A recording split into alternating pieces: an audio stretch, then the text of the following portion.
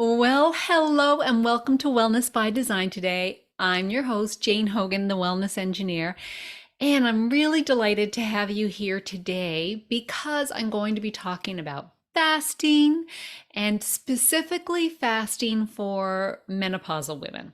Now, if you're a man, it's okay, everything applies to you, but you don't need to worry about when you're fasting and changing the timing because it's all to do with hormones, my friends. So men's hormones are pretty stable all the time. Women's hormones fluctuate, not so much when we're menopausal, but we still need to adjust how we fast as menopausal women. So we're talking about fasting your way to pain relief. Yes, fasting is a tool for pain relief. I found this one to be really, really powerful. I've used fasting for years now. And in the earlier days when I still had a lot of pain, if I wanted the pain to be gone, the simplest thing to do was just fast for 24 hours. Now, let's just talk about what fasting is. It's not something new, it's not a fad. It's been around for thousands of years. I mean, it's how we started. We didn't wake up in our caves and eat bowl of cereal in the morning. We had to go out and hunt for our food or look for our food. So we are designed to be in this fasted state and to be able to survive in this fasted state for a period of time. So it's not something new. In fact, I would even argue that we are living in a way now that is opposed to our natural state. We should really be in a fasted state part of the time, part of the day. So it's not new. It's interesting that it has been part of a lot of religious cultures for many years. We're just out of Ramadan, which is a fasting period in the Islamic tradition for during the daylight hours, and lots of other religions have a fasting period. So it's just really interesting that I find it interesting that it's been around in tied to religions as well. All right, so let's talk about specifically for menopausal women. So I didn't realize this. I would just kind of fast most of the time. So when I talk about fasting for me, I do intermittent fasting, which is also called time restricted eating. This basically means that you eat all your food in a shortened window in a 24-hour period. So for me, I finish my supper or dinner at around 6 o'clock p.m. and then I don't have any more carbohydrates until like 11 o'clock the next day. So I'm going in, or maybe it might be 10 o'clock. So I'm going in a 16 to 17 hour fasting window every day. Now, in that 16 to 17 hour window, I do have water. I do have in the morning, I have my keto coffee, I'll call it. So it's coffee that has got butter in it, and I put MCT oil in it as well and blend it up. That it's not carbohydrates, it's fats. So that does not break that fasting cycle. So, or the fasting window. So, for me, it doesn't anyway. And I've tested my blood sugar to see does it spike it up after I have this keto coffee. And for me, it doesn't. And I think for most people, it doesn't. But I will say that everybody's different. So you kind of want to know that for you, whether that will cause a spike for you. So intermittent fasting or time restricted eating is having that period of time every day. So you have a long period of time where you don't have any carbohydrates. Generally, that means you're fasting. Some people also call it time restricted eating. That is different from water fasting, or I guess that includes water fasting. So water fasting, you might fast for you might fast for more than that 17 hours. You might do 24 hours or 36 hours. And in that period of time, really, you're only going to have water. And there's therapeutic benefits to that as well. I will say that fasting, it is a little bit stressful on the body. It's a good kind of stress, I believe. It's a hormetic stress, which means it's going to weed out weaker cells in the body because they're just not going to be able to survive this little bit of stress. You should check with your doctor to make sure that fasting is okay for you. Obviously, you're not going to do this if you're pregnant, if you got to feed that baby, right? If you've got, some kind of health condition, just check with your doctor first. For me, I found it really good. So with rheumatoid arthritis, chronic inflammation, I have found it really superb for lowering pain and inflammation. And I love my intermittent fasting schedule. So the other thing I wanted to say about fasting is that why does it work? Why does it work? Well, one reason why it works is because, especially for conditions like rheumatoid arthritis, so autoimmune conditions, and really pretty much any type of arthritis, and nearly all chronic pain is associated with the gut and the immune system. And 80% of the 80% of the immune system resides in the gut. So when we can give the gut a break from that, the onslaught of food coming in, then the body gets a chance to recover. The immune system can, settle down for a little while. If we're constantly feeding food in to our system, that immune system, think of it like a police force, it's got to be on duty all the time. And so eventually it gets tired, or eventually it makes mistakes. So the more we can give it a little bit of a break, then, and of course, stay alive, we still do need calories and food, then the more we can do that, the more break we're going to have, the less it's going to be triggered, and then the less pain and inflammation.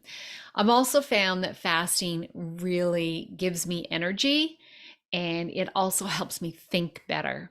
And we're kind of wired for that too, right? If we were in a fasted state, we needed to be able to think better because our life depended on it, right? We had to go hunt for and find food.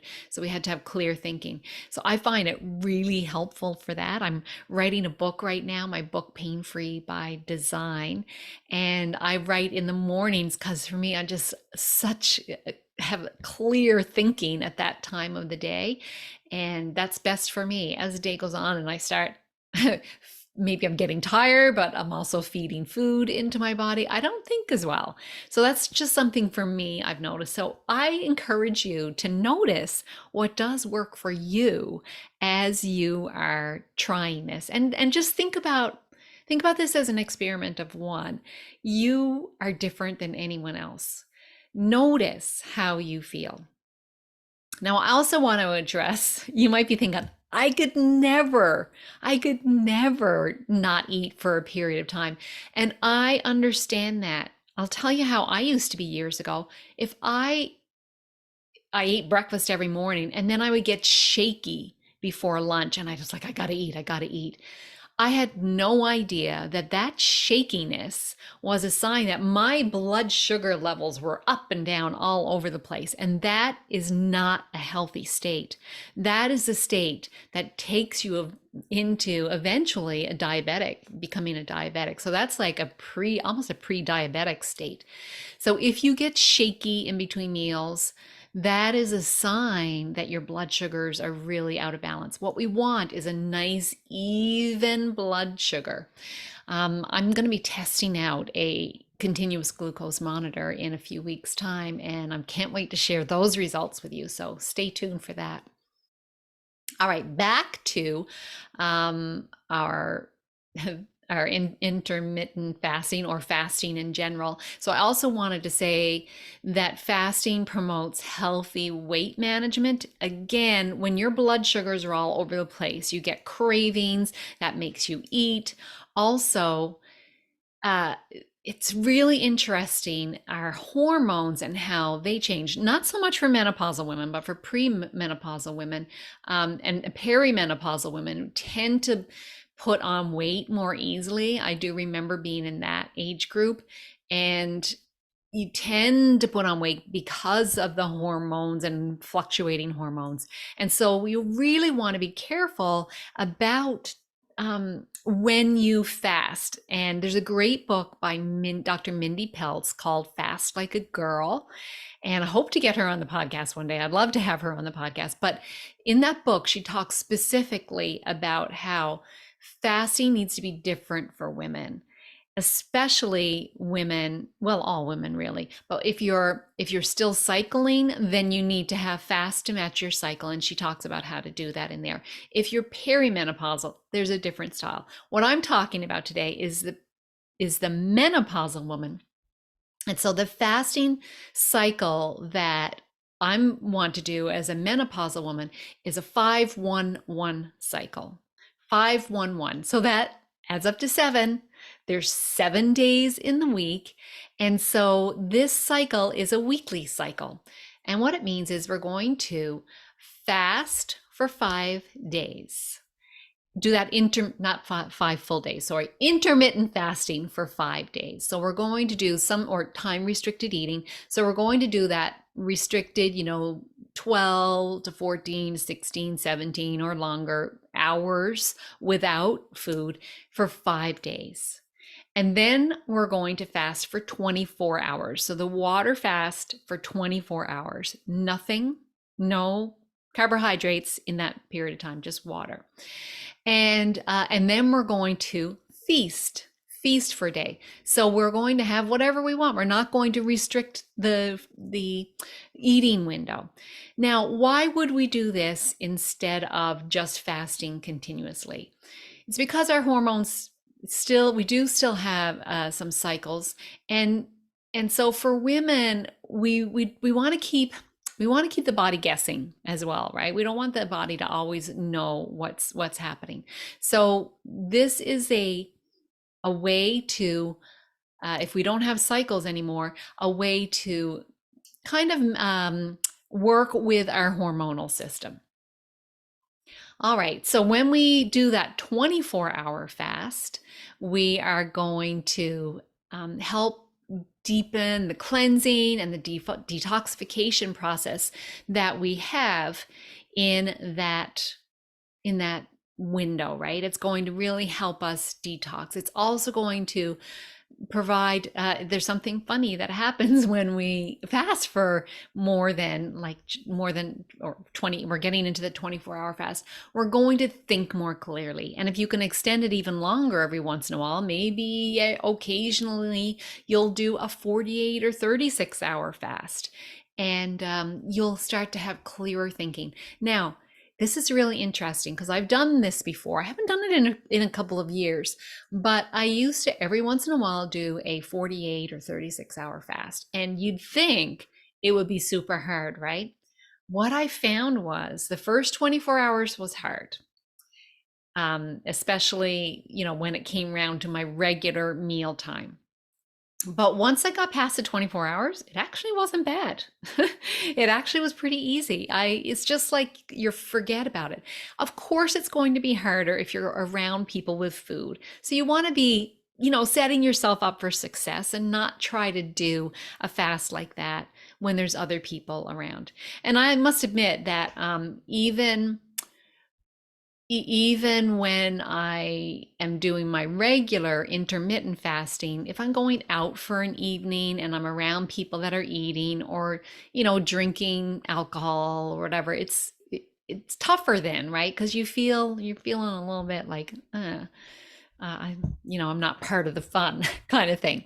So set yourself up for success and time these, at times when you are going to have control over the fasting, feasting, or intermittent fasting type of schedule. So you might think about The feasting day, that feasting day as a time, you might want to time that when you are getting together with people and you're just going to eat the nutrient dense and delicious foods without any time restrictions, and just give your body that chance to replenish and restore.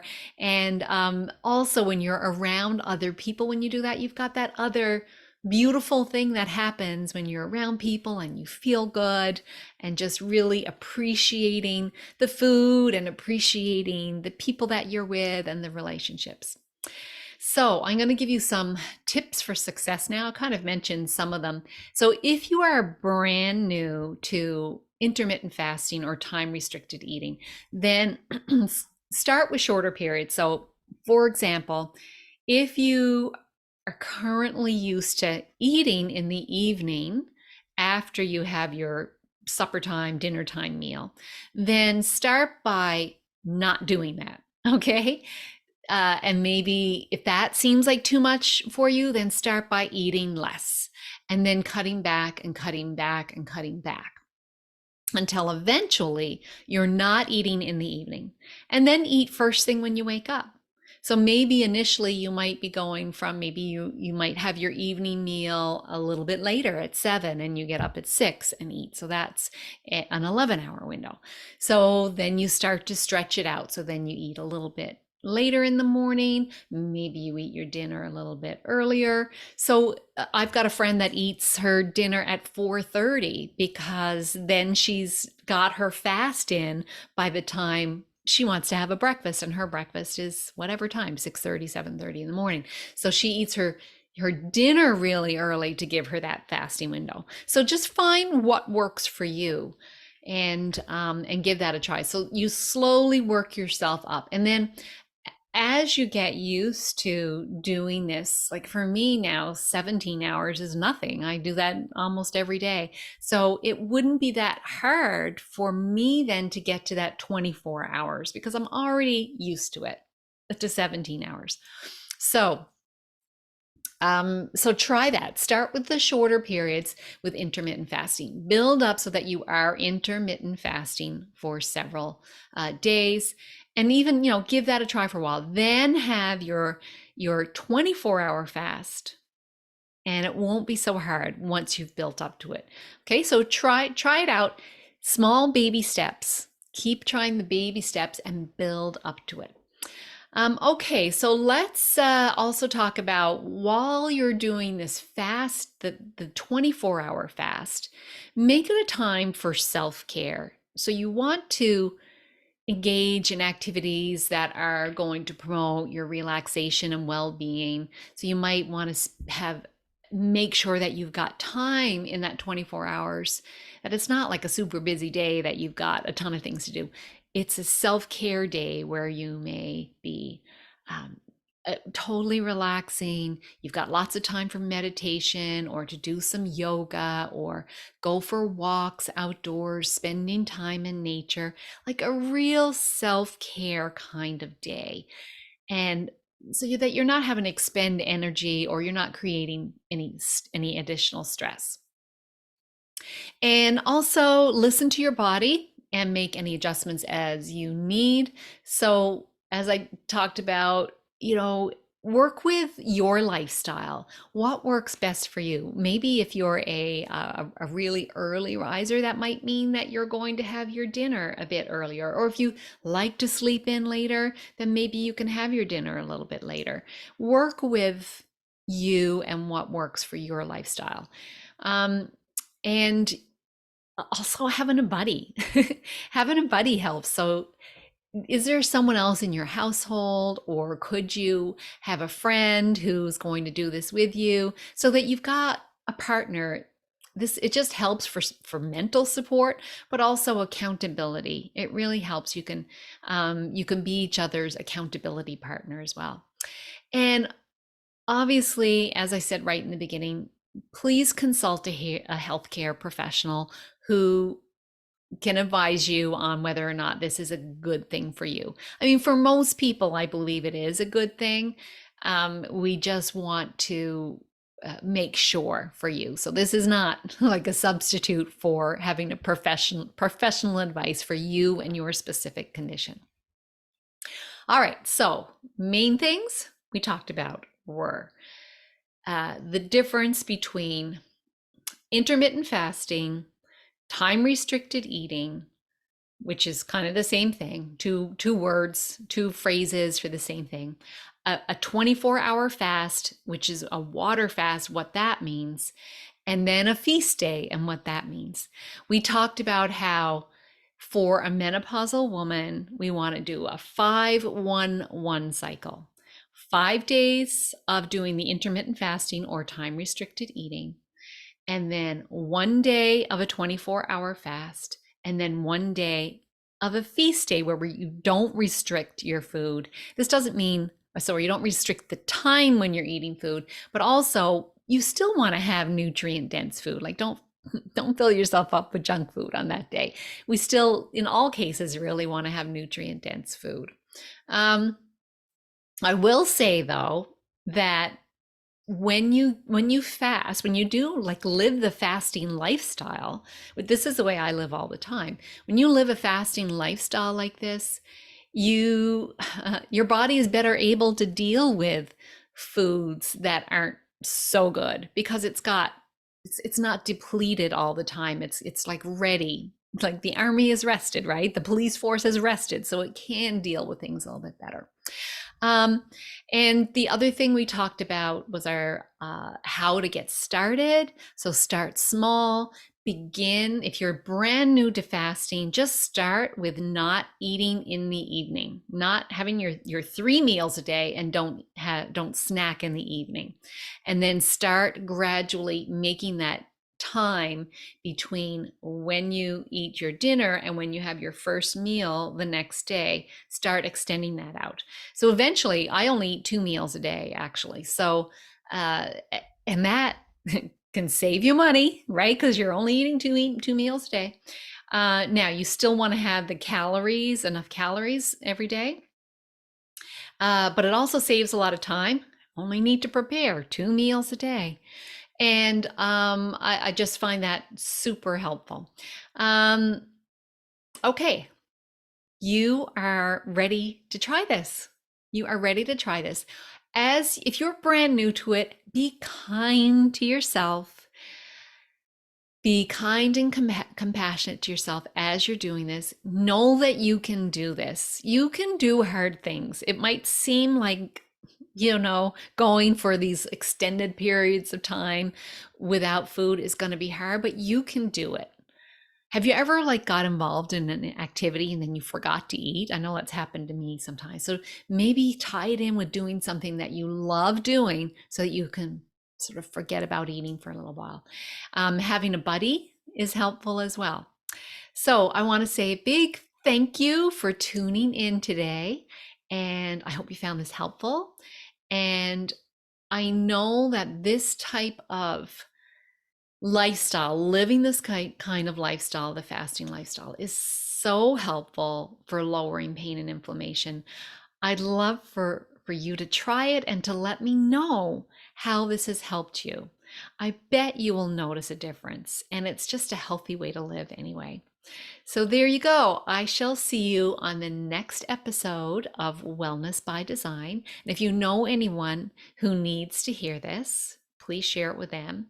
And so I will share the one thing you can do today to help initiate healing in your body is to start, if you're not already there, start not eating in the evening after meals. And that means not just not eating, but also not putting carbohydrates in. So things like wine and beer, we can have a lot of drinks that are carbohydrates as well. So we want to try that. Try going a whole evening with not having any carbohydrates, just having water, or maybe you could have a tea, as long as that doesn't drive up your blood sugar.